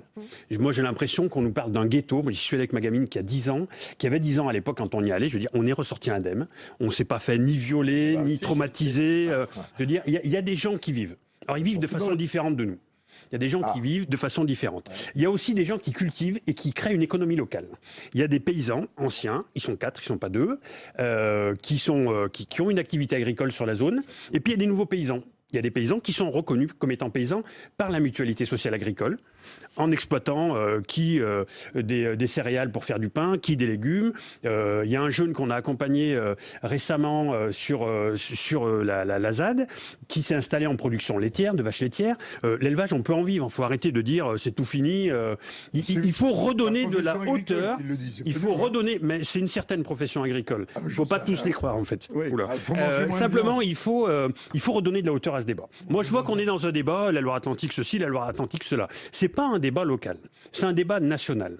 C'est un débat national, autrement on n'en appellerait pas l'arbitrage du président Macron ou du Premier ministre. Et c'est en ça que la consultation, elle est complètement nulle et non avenue. Moi, je n'ai pas voté pour la consultation. Pourtant, ce projet, il me semble qu'il me concerne. Il me semble qu'il me concerne au terme de... Qu'est-ce qu'on va laisser comme organisation du paysage politique et économique pour les générations futures ? Et à ce sens-là, tout le monde devait se prononcer. Si on en appelle à l'État pour arbitrer, il faut que tout le monde se prononce. Donc la consultation, elle est nulle et non avenue. De toute façon, voilà, c'est pas ce qui a été choisi par le gouvernement Macron. Aujourd'hui, on a mandaté des experts et il va falloir trancher. Ce que vous dites sur les experts, les scientifiques, oui, mais enfin, la décision politique, vous êtes 2 sénateurs ici, c'est à vous de trancher. Vous n'êtes pas là que pour entériner des décisions. Et on prend de la hauteur. Il y a effectivement des données économiques. Il y a des données environnementales, des données humaines aussi. Une décision claire, ça a été rappelé par Édouard Philippe, avant la fin du mois de janvier. C'est aussi une question d'autorité pour le chef de l'État, Joël Guerriau. Vous lui faites confiance ? Mais écoutez, d'abord, la décision, il l'a déjà prise, puisqu'il a fait une campagne. Il a annoncé qu'il était pour le respect de cette démocratie telle qu'elle existe dans notre pays, à savoir que Notre-Dame-des-Landes, il a dit oui. Donc j'espère qu'il ira bien évidemment jusqu'au bout de cette logique. Sinon, ça veut dire que toute la démocratie représentative, depuis des années et des années, où les élus se sont exprimés démocratiquement en affirmant leurs positions, qui ne sont pas faciles à prendre, parce qu'évidemment qu'il y a des avantages d'un côté ou de l'autre, il y a des inconvénients de l'un côté ou de l'autre. Parce que si nous n'allons pas sur ce projet, si nous n'aboutissons pas sur ce projet, ça veut dire que nous reculons encore de moins de 10 ans, puisque le fait de vouloir rester sur Nantes-Atlantique exigera 10 années de débat. On repartira sur des recours. On aura des questions environnementales qui se reposeront, puisque je rappelle quand même qu'on est sur une zone avec la proximité du lac de Grandlieu, donc ça veut dire une zone protégée. Qui est protégée par l'aéroport, c'est écrit dans le rapport. Ça veut dire, non mais attendez, vous savez très bien, ou alors vous êtes écologiste sans en être vraiment, parce que vous savez très bien que sur la proximité du lac de Grandlieu, il y a aussi des espaces humides, il y a aussi un certain nombre de prises en considération environnementales, et puis il y a aussi des êtres humains qui vivent dans ce secteur-là. Vous avez peut-être oublié, ça compte peut-être pas. Joël, est-ce que tu es d'accord pour ne pas que des oiseaux. Et réponds à cette question. Est-ce que tu es d'accord pour pour ne pas urbaniser la zone de l'aéroport de Nantes-Atlantique si l'aéroport est transféré. Parce que c'est ce qui est écrit dans le rapport du muséum, c'est cette non-urbanisation sur l'espace de l'aéroport actuel qui protège Grandlieu. Est-ce que tu es d'accord, oui ou non? Mais la question ne se pose même pas, c'est une zone Natura 2000, elle ne peut pas être construite, et c'est une zone littorale. Pas la totalité, c'est pas vrai. Le maire, excusez-moi, mais le maire de Saint-Aignan, le PEB protège énormément. Avec nous cet après-midi, il l'a dit. Il n'y aura pas de densification. Et les habitants, comment tu les protèges là? Ronan Dantec, sur l'autorité d'Emmanuel Macron, qui se joue là, quelle est votre position? Mais moi, je crois qu'il n'y avait pas de retour à l'état de droit avant d'une expertise sérieuse de Nantes-Atlantique. Maintenant, elle a eu lieu, elle montre que c'est 2 fois moins cher et que c'est Nantes-Atlantique qui protège le lac de Grandlieu. Ça, c'est des éléments évidents. Il y a un autre élément très très important dans ce rapport qui dit aujourd'hui, le projet de Notre-Dame-des-Landes ne protège pas de l'étalement urbain. Et ça, c'était un des grands arguments pour le transfert. Et là, le rapport est très clair. Et c'est à partir d'une étude menée par le ministère du Logement. Notamment parce que même si on nous dit qu'il y a un péant, c'est-à-dire une zone de protection agricole sur le sud, d'abord, il y a déjà une commune, Treillères, qui ne l'a pas voté, qui sera donc un élément d'étalement urbain fort. Mais il n'y a aucun élément de protection agricole sur le nord. Ce qui veut dire qu'il faudrait, pour que l'aéroport ne soit pas un élément d'étalement urbain, geler totalement l'urbanisation à peu près sur la communauté de communes Erdre-et-Gers et totalement mettre là-dedans 4 à 5 000 hectares plutôt en agro-écologie. Et ça, c'est absolument pas voulu du tout, et Joël connaît les élus comme moi, par les élus de la CCEG. C'est-à-dire que l'aéroport de Notre-Dame-des-Landes gèle un espace énorme si jamais il se fait. C'est aussi ça qui est dans le rapport. On arrive bientôt au terme de ce débat. Alain Mustère, est-ce qu'on peut sortir par le haut de ce dossier, ou est-ce qu'en cas de décision favorable à un réaménagement de l'aéroport Nantes-Atlantique par le chef de l'État, il faut encore s'attendre, Joël Garriaud le rappelait, à des années de recours? Oui, moi je ne crois pas du tout au réaménagement Nantes-Atlantique parce que où on a une vision dans les 15 ans qui viennent, et d'accord, mais on l'a toujours dit, mais on a la vision d'un équipement dans les 50 ou 100 ans qui viennent pour le Grand Ouest. Donc où on veut aller, un développement de l'Ouest. Je vous rappelle qu'on a 2 usines en Loire-Atlantique de 5000 personnes qui construisent des avions et sur lesquels on a 10 ans de commandes, ça s'est jamais fait. Les avions, on va les mettre où ? On va bien les mettre sur des aéroports. Et il faut des aéroports qui ne soient pas à proximité des villes, pas trop éloignés, mais pas trop à proximité. Et il faut protéger nos habitants. L'écologie, c'est aussi la protection des habitants. Ouais. Laurent Pinatel et ensuite Joël Garriaud, pardon. Non, simplement, moi j'entends tous ces arguments qui sont éculés, passés. Il faut regarder l'avenir, quoi. Et on n'est pas sur une projection à 50 ou 100 ans. On est sur une projection d'avenir pour les générations futures. Il y a le feu à la planète. Il y a vraiment le feu à la planète. Et ça, je pense qu'il faut l'entendre. Il y a aussi le feu au niveau de l'agriculture, de l'alimentation. Et c'est se projeter dans cette dimension-là. Qu'est-ce qu'on fait? Comment on peut collectivement valoriser cette zone-là? Il y a plein d'agents qui y travaillent. Enfin, la Confédération paysanne de Loire-Atlantique, ils travaillent avec toutes les associations partenaires. Il y a aujourd'hui des projets de vie sur cette zone. Il y a des gens qui veulent construire leur vie, construire une économie locale, valoriser les territoires, même s'ils sont effectivement apparemment très pauvres. Moi, j'en suis pas certain. Sur cette zone-là, il y a dans le gouvernement actuel, là, les États généraux d'alimentation, deuxième partie, où on nous parle beaucoup de plans alimentaires territoriaux. Pourquoi on n'imaginerait pas un plan alimentaire territorial autour de Nantes? Comment on assure l'autonomie alimentaire de Nantes? Ça, c'est de la vraie économie. C'est de l'économie qui va créer de l'emploi. Il me semble qu'on est quand même un peu en manque d'emploi dans ce pays. Et il y a un vrai enjeu. Il y a des choses qui sont en train de bouger sur la ZAD. Il y a des projets qui sont en train de se construire. Il faut simplement les accompagner et tout rentrera dans l'ordre. Donc, faut les Joël Garriaud, est-ce qu'on peut sortir par le haut de ce débat depuis 50 ans, ça a été rappelé? Je partage complètement l'idée que la question qui se pose, c'est une question d'avenir. Oui. Qu'est-ce que c'est que l'avenir? L'avenir, c'est une population en Loire-Atlantique qui augmente en moyenne de 16 000 habitants par an, c'est-à-dire l'équivalent de la ville de Carquefou. Ces personnes-là, ils vivent, ils travaillent, mais ils se déplacent. Et comment se déplacent-ils? Eh bien, ils se déplacent pour une partie d'entre eux en avion. On avait le projet initial, c'était 2017, nouvel aéroport à Notre-Dame-des-Landes avec 4 millions de passagers. Aujourd'hui, il y a 5 millions de passagers sur Nantes-Atlantique. Le rapport dit... l'idée de 9 millions d'habitants, ce serait 2075. Non, on l'a ramené maintenant à 2040. C'est-à-dire qu'on voit bien qu'il y a une évolution extrêmement rapide. C'est l'aéroport de France qui se développe le plus vite. en nombre de passagers. Ça veut dire quoi? Ça veut dire qu'il faut s'adapter. Donc ne parlons pas de réaménagement au sens de laisser la situation telle qu'elle est. Le réaménagement, ça veut dire en vérité l'agrandissement. Ça veut dire une deuxième piste. Ça veut dire rebelote, une décision d'utilité publique. Ça veut dire rebelote des enquêtes publiques. Ça veut dire rebelote des réunions à n'en plus finir. Ça veut dire rebelote des recours. Ça veut dire, évidemment, on reviendra sur des questions environnementales, etc. Donc on n'avancera pas. Et c'est ça qui est très grave. C'est que pendant ce temps-là, la montre, elle tourne. Et tous ces gens, ces générations dont on vient de parler, elles feront comment on résoudra le problème? On dira que nous avons été une génération qui n'a pas pris de décision. La décision a été prise. Respectons la décision qui a été prise et mettons-la en œuvre. Merci à vous Alain Muster, merci Laurent Pinadel. On va continuer sur ce thème puisque Saveria Roget, qui est avec le président du groupe LR ici au Sénat, Bruno Retailleau, très engagé sur ce dossier. Absolument. Bonjour Bruno Retailleau. Bonjour. Merci de répondre à nos questions. Nouveau rapport, énième rapport, un rapport qui ne tranche pas. Les deux options sont raisonnablement envisageables. Votre réaction? Tout ça pour ça, c'est extraordinaire. Un rapport qui nous dit enfin qu'on a deux solutions, faire ou ne pas faire, Notre-Dame-des-Landes ou Nantes-Atlantique. Bon, de toute façon, cette médiation était mortenée à partir du moment où le choix des médiateurs a été partiel. Voilà, aujourd'hui, on arrive à une conclusion. En réalité, on revient au point de départ. Ségolène Royal, d'ailleurs, elle-même avait aussi diligenté un rapport par le Conseil général de l'environnement et du développement durable. Désormais, en réalité, il faut que le chef de l'État décide.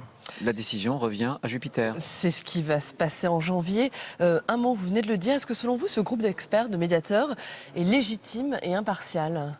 Non, bien sûr que non, on l'a dit depuis le départ. Vous savez, 2 des 3 avaient d'abord pris parti contre Notre-Dame-des-Landes. Voilà, donc c'était un énième rebondissement, une énième péripétie. Non, ce qui est désormais important, c'est qu'on voit bien les choses. Il y a 178 décisions de justice, donc ça c'est un point qui est extrêmement fort. Il y a l'état de droit, il y a la démocratie, il y a une consultation publique. Il y a eu aussi un engagement du chef de l'État, puisque dans la fameuse émission, j'étais opposé à lui d'ailleurs le 6 avril dernier, il avait indiqué qu'un vote avait eu lieu et qu'il entendait respecter le choix de ses habitants et qu'il le ferait respecter aussi éventuellement en faisant évacuer la ZAD. Emmanuel Macron, on l'a dit, doit prendre sa décision en janvier. S'il décidait de reculer, comment analyseriez-vous cette décision? Que feriez-vous? Vous avez parlé de faute contre la démocratie. Oui, d'abord je pense qu'il n'aime pas reculer. Je pense que tout dans sa psychologie, dans sa ligne politique, il construit en réalité sa trajectoire en faisant en sorte qu'il ne puisse pas être désavoué ou qu'il ne puisse pas lui-même, par sa propre décision, reculer. Donc ça serait déjà la première reculade. Mais surtout, ce serait une faute, bien sûr. Une faute contre la démocratie. On demande à consulter des centaines de milliers de personnes pour finalement ignorer leur vote. Ensuite, il y a l'état de droit. L'état de droit, c'est les 178 décisions de justice. L'état de droit, c'est en même temps un lieu, les zadistes, en réalité, qui ne respectent pas la loi de la République. Et donc, Emmanuel Macron doit répondre à cette question. En France, est-ce que le chantage à la violence paye ou non? Est-ce qu'il donnera le dernier mot aux ultra-violents ou est-ce qu'il donnera le dernier mot aux décisions de justice et aux citoyens honnêtes? Très rapidement, dans ce rapport, les médiateurs préconisent justement l'évacuation de la ZAD dès la décision gouvernementale. C'est possible? C'est une bonne chose. Mais vous imaginez une évacuation de la ZAD pour rien, sans que rien ne se passe après? Très bien, merci beaucoup. Merci Bruno Retailleau d'avoir réagi en direct. Merci.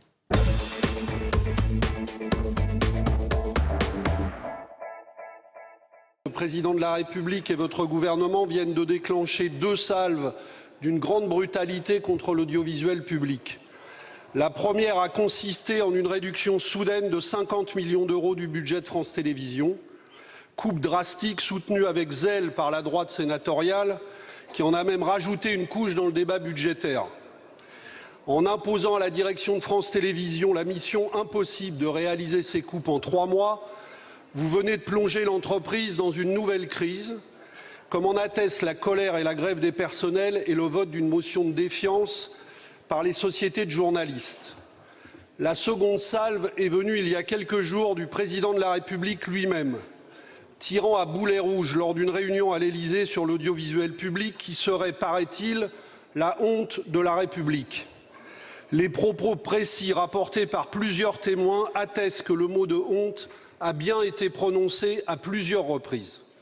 Mes questions sont donc simples.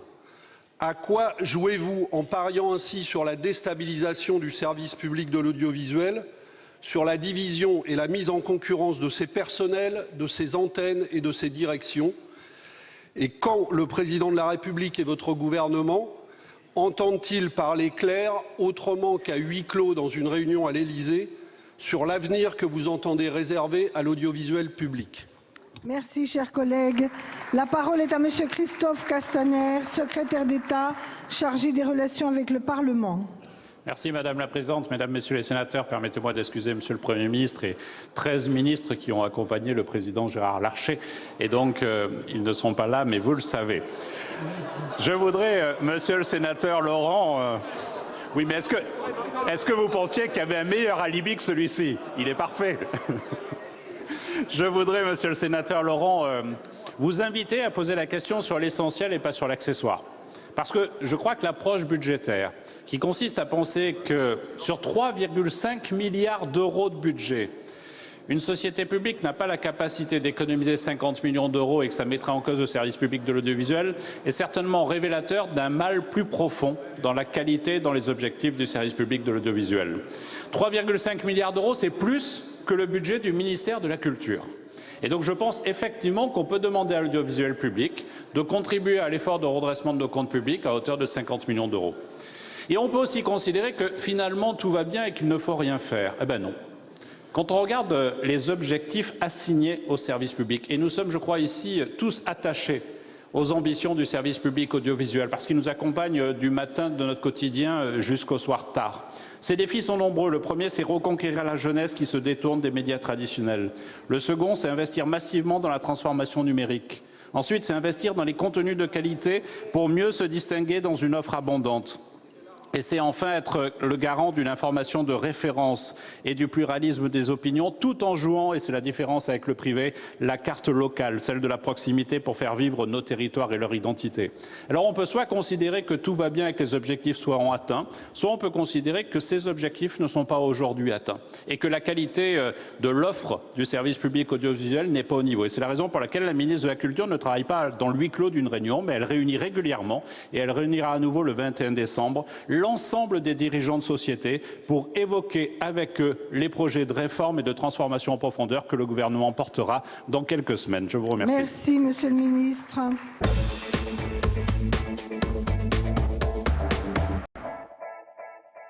Ma question s'adresse à Monsieur le ministre d'État, ministre de l'Intérieur. Le 4 décembre dernier, devant le corps préfectoral réuni à Paris, vous avez loué, à juste titre, les vertus de la dotation de soutien à l'investissement public local et de la dotation d'équipement des territoires ruraux. À cette occasion, vous avez déclaré « Le gouvernement a choisi de maintenir la DETR à un niveau élevé et de préserver la DSIL conçue pour pallier la chute de l'investissement du bloc communal. » Pour l'exercice 2018, l'examen du projet de loi de finances nous a permis de constater que la réalité était plus contrastée. Pour l'exercice 2017, un décret portant avance et annulation de crédits, publié le 1er décembre, est venu annuler 48 millions d'euros de l'enveloppe DSIL. Il fait suite à un précédent décret publié en juillet dernier qui avait déjà amputé la DETR et la DSIL de 216 millions d'euros, mais aussi les crédits des politiques de la ville et de l'aménagement du territoire. Cette nouvelle coupe a été justifiée par, je cite, « un rythme de paiement plus lent qu'anticipé ». Monsieur le ministre d'État, nous sommes nombreux dans cet hémicycle à ne pas partager ce ressenti d'une sous-consommation des crédits de la DSIL. Au contraire, les remontées du terrain font état de nombreux refus de demandes de subventions, parfois même motivés par un manque de crédit. Chacun d'entre nous, et nos élus locaux les premiers, a conscience des efforts que nécessite le redressement de nos comptes publics. Par ailleurs, nous savons que chaque gouvernement recourt à des ajustements dans l'exécution de la loi de finances. Toutefois, ces annulations de crédits, par leur ampleur et parce qu'ils auraient dû aller au territoire, ne sont pas acceptables. Monsieur le ministre d'État, ma question est donc simple. Le gouvernement peut-il s'engager à accroître la transparence de la gestion de ces dotations de soutien aux projets des collectivités territoriales et notamment la DSIL ? Merci, chers collègues. La parole est à Monsieur Gérald Darmanin, ministre de l'Action et des Comptes publics. Merci Madame la Présidente, Mesdames et Messieurs les sénatrices. Madame la sénatrice, finalement vous me posez deux questions et je voudrais excuser Monsieur le ministre d'État qui est aujourd'hui effectivement à Cahors pour répondre à la fois à la question du décret d'avance qui relève directement de ma responsabilité et puis de la bonne information que les parlementaires et les élus peuvent avoir des crédits utilisés, notamment dans le cadre de la DSIL et de DETR. Pour ce qui est des crédits d'avance, je voudrais quand même vous dire, Madame la sénatrice, que ce décret évidemment est soumis à l'autorisation et au vote de vos assemblées, particulièrement aux commissions des finances. Et je voudrais relever, puisque la commission des finances du Sénat a donné un avis favorable, et chacun sait pourtant que la majorité sénatoriale n'est pas forcément favorable à l'action du gouvernement, les éléments exacts de cette commission qui, en ce qui concerne la DSIL, a relevé, je cite, une consommation décevante des crédits alloués à la dotation de soutien à l'investissement local, dans la mesure où fin octobre, la consommation des crédits de paiement sur cette enveloppe s'élevait à 96,5 millions d'euros, soit seulement 30% de l'enveloppe des 322 millions d'euros prévus dans la loi de finances initiale. Donc, à la différence du décret de cet été, les 48 millions que nous évoquons, c'est bien des crédits de paiement qui ne touchent aucun projet engagé ni aucun projet finalisé. C'est effectivement une finalité de crédit de fin de gestion qui me paraissent être effectivement de bonne loi. Par ailleurs, il y a des crédits qui sont mis en plus pour les collectivités territoriales dans ce PLFR, ce sont des décrets d'avance. Monsieur le ministre d'État Nicolas Hulot a insisté, il a eu raison, pour que 75 millions d'euros soient mis dans le PLFR que nous étudions en ce moment, notamment pour les crédits pour les communes et les territoires à énergie positive. C'est le cas des 100 millions d'euros pour les départements de Forgeance que nous ouvrons et nous les ouvrons dans le PLFR. Et c'est le cas aussi des 50 millions d'euros demandés par Madame la ministre des Outre-mer, notamment pour faire face aux difficultés des Outre-mer et particulièrement de Saint-Martin et à Saint-Barthélemy. Ce qui signifie c'est plus de 200 millions d'euros dans le PLFR pour les collectivités locales, en plus du projet de loi de finances. Puis enfin, avec le ministre d'État, nous publierons sur le site du ministère de l'Intérieur l'intégralité dès l'année prochaine de tous les projets et de tous les dossiers retenus pour la DSIL et la DETR. Comme ça, la transparence sera parfaite.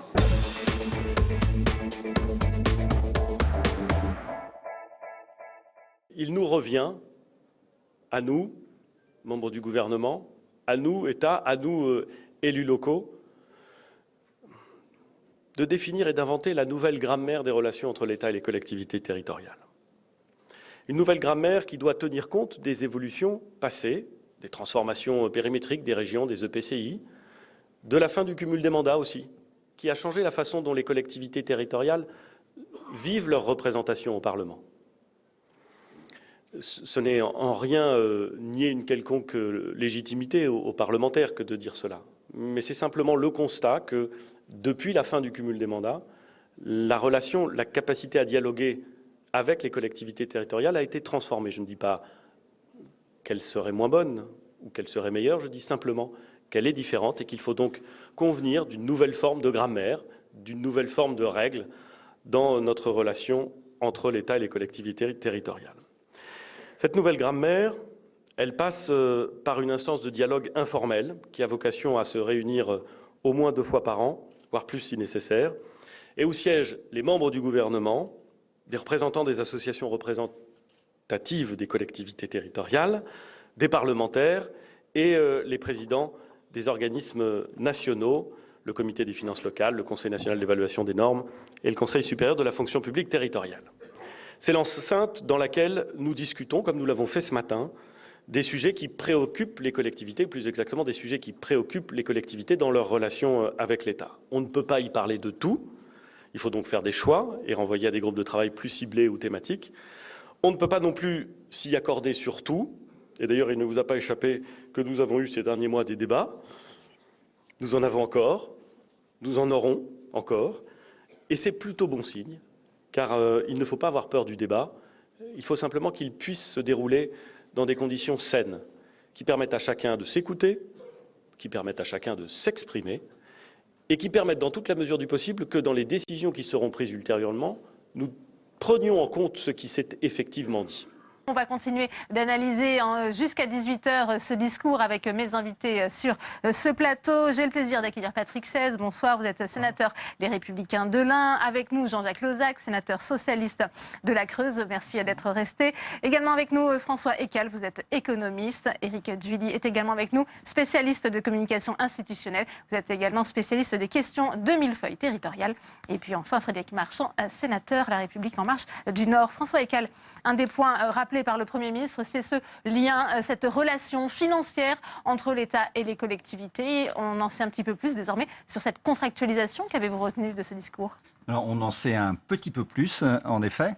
D'abord, ces contrats concerneront un petit peu plus de collectivités locales et seront fondés non pas sur la population, mais sur le montant en euros des dépenses de fonctionnement. Plus de 60 millions d'euros par an pour les dépenses de fonctionnement. Ça Ensuite, fait 340, effectivement, départements. 340, voilà, ça ne change pas grand-chose. Ouais. Bon, on avait parlé de 319 au départ, effectivement. Non, le plus important quand même, c'est que, pour quelqu'un qui s'intéresse aux finances publiques, c'est que l'objectif de taux de croissance des dépenses de fonctionnement est maintenu à 1,2%. Alors, avec un mécanisme un bonus qui prendra la forme de, si j'ai bien compris, de subventions d'investissement et un malus qui est un peu moins clair. Le Premier ministre a parlé d'un mécanisme de reprise. Je pense qu'il faut interpréter ça de la manière suivante. Si l'objectif c'est 1,2% et que la collectivité locale fait 1,5, 0,3 de plus, l'année suivante, au lieu d'être 1,2, ça sera 0,9, 0,3 de moins. Je pense que c'est ça qui est... Pas forcément 0,3, mais ça sera une reprise. Voilà, et puis ceux qui n'ont pas de contrat, ça sera une reprise. Donc c'est quelque chose, c'est pas précis, mais ça va être quelque chose de ce genre. Avec un problème d'ailleurs qui est que si la collectivité locale, chacune des années, dépasse l'objectif qui lui a été assigné, à la fin, on ne sait pas très bien ce qui se passe, si vraiment il y a une sanction ou pas. Bon. Voilà. On ne sait pas. Et puis, moi, ce qui me paraît quand même le plus important, donc, c'est que ce 1,2%, on dit qu'il va être modulé en fonction d'un certain nombre de critères qui vont définir la situation propre à chaque collectivité locale. Ce que je crains, c'est que ça soit extrêmement compliqué. Parce que les critères qui permettent de dire qu'une collectivité locale pourrait avoir une croissance des dépenses de 1,4, de 0,8, de 1,2, de 1,5, etc., vous pouvez en trouver plein. Des critères en termes de géographique, en termes de population, de pauvreté ou non de la population, les efforts qui ont été faits dans le passé par la collectivité locale, vous pouvez en prendre plein. Et donc je crains qu'on rentre dans des discussions extrêmement compliquées dans lesquelles telle collectivité locale pourra dire « Ah mais vous avez accepté 1,3 pour tel autre et pour moi ça va être 0,9. Pourquoi ?» Il y aura un amendement et ça sera discuté au Parlement. Merci François Heckel. Je vous libère et je fais réagir les autres invités. Sur cette question justement de cette relation financière, est-ce que c'est assez clair selon vous, Éric Olivier ? D'abord, il faut signaler, il faut rappeler, comme l'a dit le Premier ministre, que c'est effectivement tout à fait nouveau comme mécanisme, puisque jusqu'à maintenant, il l'a rappelé, on fixait des dotations et au cours des dernières années, on a réduit ces dotations de manière... Alors après, il y avait des critères différents selon les tailles de population. Là, ce qui est très intelligent, c'est d'une part de ne le faire que pour un petit nombre de communes, donc on limite le mécontentement et je pense que c'était une manière assez pragmatique et assez intelligente de se dire on fait 70%. C'est un peu la règle des 80-20, comme on fait l'essentiel et puis les autres on s'en occupe pas. Donc ça c'est un premier point. Et deuxièmement, avec une certaine souplesse, ça va être le rôle des préfets, puisque ça va être négocié avec les préfets. Et là on retrouve les méthodes à la française, il y a des critères, on s'arrangera, on essaiera de trouver un accord. Il faut quand même dire une chose, c'est que ceci, ça n'est pas une diminution.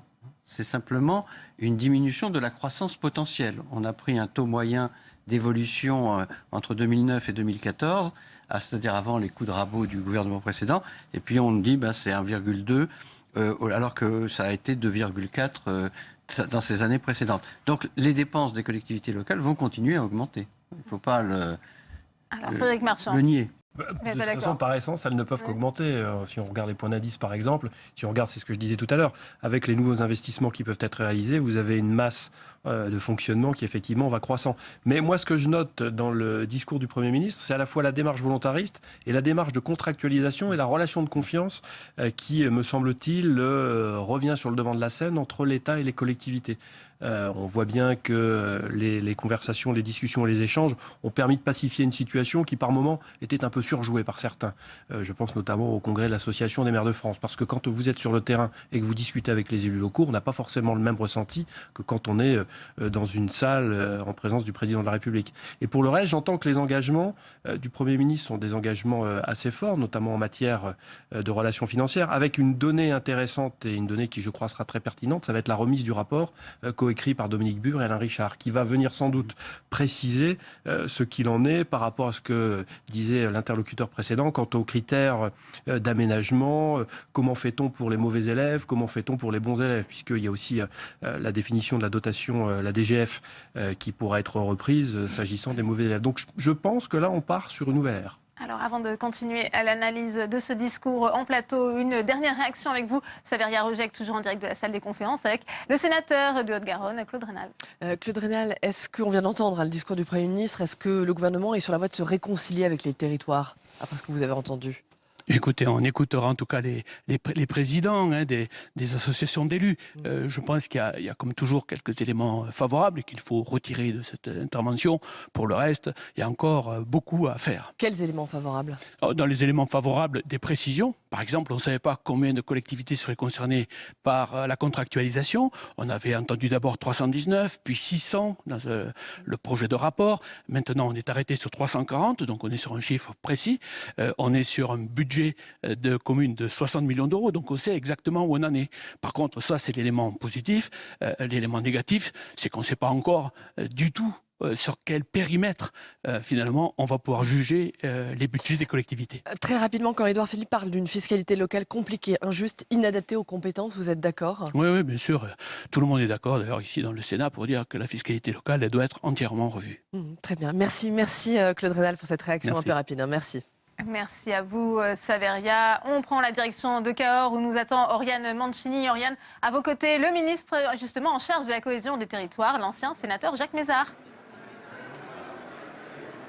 Oui, Delphine, bonjour. Jacques Mézard. Édouard Philippe a parlé durant son discours de ce plan de revitalisation des villes moyennes. C'est un sujet qui vous est cher. Vous allez d'ailleurs le détailler demain. Quel est l'objectif de ce plan ? Eh bien, nous nous rendons compte depuis plusieurs décennies, de fait, qu'un certain nombre de villes moyennes ont des difficultés particulières. Il y a le phénomène de la métropolisation et puis il y a eu aussi les évolutions très fortes au niveau commercial, au niveau logement, et nous avons un nombre important de villes moyennes qui ont des logements vacants, qui ont des commerces vacants, alors que nous avons besoin de ces territoires, de leur dynamisme, parce qu'autour des villes moyennes, il y a le monde rural et ces pôles de centralité, nous avons le devoir de les conforter. C'est pour cela que nous lançons ce plan. Il n'y en avait d'ailleurs pas eu de plan ville moyenne depuis les années 70.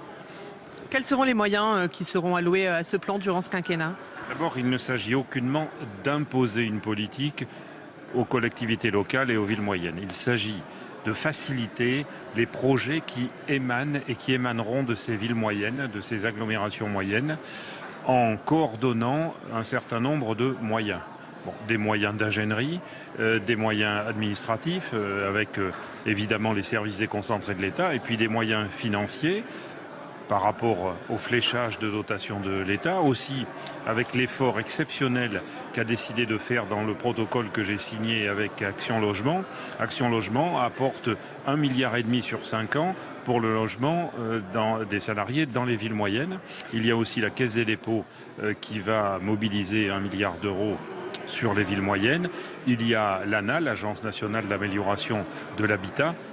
Nous avons donc réuni un certain nombre d'intervenants pour essayer pour plus qu'essayer d'ailleurs, pour mobiliser pendant 5 ans plus de 5 milliards d'euros sur les villes moyennes.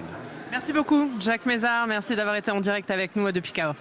Merci beaucoup, Oriane, pour cette réaction. Patrick Chaise, on ne vous a pas beaucoup entendu, notamment sur la couverture numérique du territoire. On sait que c'est un sujet qui vous tient à cœur. Est-ce que vous êtes déçu par les annonces du gouvernement ? Alors, j'allais dire, il y a du positif et du négatif. Il y a des choses qui ont été dites ce matin et qui sont plutôt rassurantes. Une des choses importantes, c'est d'affirmer que les collectivités locales auront la main sur les zones d'initiative publique pour décider de leur sort et de pouvoir faire en sorte d'atteindre les objectifs confirmés de couverture en haut débit à l'objectif 2022. Sur le mobile, on peut être déçu parce que globalement, les négociations ne sont pas abouties. Le Premier ministre a est confiant en évoquant que peut-être ça serait un beau cadeau de Noël. Donc on est attentif à ces évolutions qui sont très importantes parce que le numérique, évidemment, comporte ses volets, mais aujourd'hui, la téléphonie mobile est vraiment le sujet qui cristallise toutes les attentions. 100 millions d'euros, on est bien en deçà. Alors les 100 millions d'euros, je crois que le Premier ministre vient de le rappeler, il ne faut pas là aussi trop s'attarder sur ces 100 millions d'euros qui sont en fait finalement une enveloppe supplémentaire qui a été décidée pour régler la dentelle. C'est-à-dire vraiment les cas extrêmement limites. Et c'est plutôt intéressant comme mesure. Maintenant, on va voir effectivement comment elle s'applique. Mais vraiment, c'est, j'allais dire, presque anecdotique par rapport à l'enjeu d'aménagement numérique du territoire qui est aujourd'hui engagé par le plan France Très Haut Débit avec les 3,5 milliards donc, qui les accompagnent. Bernard Delcros, qu'avez-vous pensé de ce discours et plus globalement de cette deuxième conférence nationale des territoires décentralisés ? Je pense que la méthode est bonne.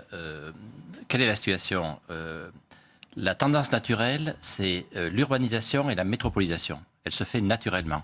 Et donc, si on veut construire la France des territoires, il faut qu'il y ait une volonté politique forte pour mieux accompagner les territoires qui sont en dehors du périmètre de l'urbanisation. C'est ce que veut faire, je pense, le gouvernement, et je pense que l'intention est bonne. La méthode est bonne, parce que l'idée, c'est de pouvoir discuter avec les élus locaux, discuter avec les territoires, mettre chacun en responsabilité, et puis ensuite contractualiser pour certains, en tous les cas, pour certaines grandes collectivités. Mais ce qui compte derrière tout ça, c'est des résultats concrets. Qu'attendent les élus et qu'attendent les territoires ? Les élus attendent des recettes, de la visibilité sur leurs recettes, des recettes pérennes, des recettes dynamiques, des recettes bien identifiées. Ça sera l'objet de la réforme de la fiscalité locale. Et moi, je ne suis pas un fervent partisan, vous le savez, de l'autonomie fiscale des territoires. Parce que si on dit que les recettes des territoires, c'est l'impôt qu'ils prélèvent sur leur territoire, c'est le contraire de la péréquation, c'est le contraire de l'équité et c'est le contraire de la construction de la France des territoires. Et puis, il y a un deuxième sujet qui est essentiel et là, il y a urgence. Parce que dans certains territoires, on est au bord de la fracture, c'est la question des services. L'offre de soins, le Premier ministre en a parlé. Certes, il faut faire des maisons de santé, il y en a déjà beaucoup, il l'a dit, ça n'est pas suffisant. Donc il faut des mesures plus contraignantes, des mesures plus offensives, plus fortes, pour garantir une offre de soins dans ces territoires. Ça vaut, d'ailleurs, pour les médecins libéraux, ça vaut aussi pour les établissements hospitaliers. L'activité ne suffit pas, et les dotations à l'activité pénalise ces hôpitaux-là. Donc, il faut des mesures très fortes, il faut des mesures qui soient plus adaptées. Et je veux le redire, il y a urgence. Et sur le numérique, c'est la même chose. Sur la téléphonie mobile également. Et sur les centres-villes, je me permettrai juste de dire une chose. Je pense que l'orientation est bonne sur les centres-villes. Notamment l'idée de dire qu'il faut aussi de l'ingénierie, parce que ces territoires ont besoin d'ingénierie. C'est pas seulement, il faut sans doute des mesures financières, fiscales, mais il faut de l'ingénierie. Mais n'oublions pas, attention à la taille qui sera retenue pour définir les villes qui bénéficieront de ces dispositifs-là. Dans le milieu rural, il y a des bourgs, des petites villes qui ont 2000, 3000 habitants, qui ont des vraies vocations de centralité et qu'il faut aider aussi. Donc attention à la taille des villes qui seront retenues. Vous disiez justement, Jean-Jacques Lozach, il faut penser également aux zones rurales et aux petits bourgs. C'est le cas de votre département de la Creuse. Oui, bon, je crois qu'il y a du positif et puis effectivement de l'inquiétude. Bon, par exemple, pas de nouveau Big Bang territorial, ça c'est plutôt positif parce qu'on demande une pause institutionnelle. On ne parle plus de la réduction du nombre d'élus locaux. On va avoir une modernisation du droit à l'expérimentation, notamment en ce qui concerne l'articulation entre l'expérimentation et la généralisation, la simplification également, notamment dans la transposition dans le droit français de la directive européenne. Tout ça, ça va dans le bon sens. Mais l'inquiétude pour moi, c'est notamment cette contractualisation avec les 340 collectivités. Parce qu'on a mis dans le même sac, si je peux dire, tous les conseils départementaux sans discernement et tous les conseils régionaux sans discernement. Or, la situation budgétaire des départements de France, elle est très plurielle, très disparate. L'élément de référence, ce sont les dépenses de fonctionnement. À 75%, ce sont les dépenses d'action sociale. Et la quasi-totalité des dépenses d'action sociale, eh bien, ce sont les 3 allocations individuelles de solidarité dont l'évolution n'est nullement maîtrisée par le conseil départemental lui-même. Donc, je crois qu'il va falloir affiner, justement, en faisant preuve de discernement, ce choix des collectivités territoriales. Et puis, je regrette aussi qu'on ait quand même assez peu parlé des services publics et de péréquation. Très rapidement. Oui, très rapidement. Le Premier ministre a dit que cet affinement sur les allocations individuelles faisait partie de la deuxième étape. Moi, il a cité l'inadaptation profonde de la fiscalité locale. il a cité un certain nombre de facteurs. Il y en a un qu'il n'a pas cité, qui pourtant pour moi est massif, c'est la conséquence de la numérisation. Et cette fiscalité, elle est sur des critères physiques, alors que notamment les superficies. Alors qu'on est à l'heure du numérique et du non physique. Merci beaucoup. Et donc elle est totalement inadaptée. Merci Éric Gély, merci Patrick Chaz, merci Bernard Delcros, merci Frédéric Marchand, merci Jean-Jacques Lozach de nous avoir accompagnés lors de cette édition spéciale.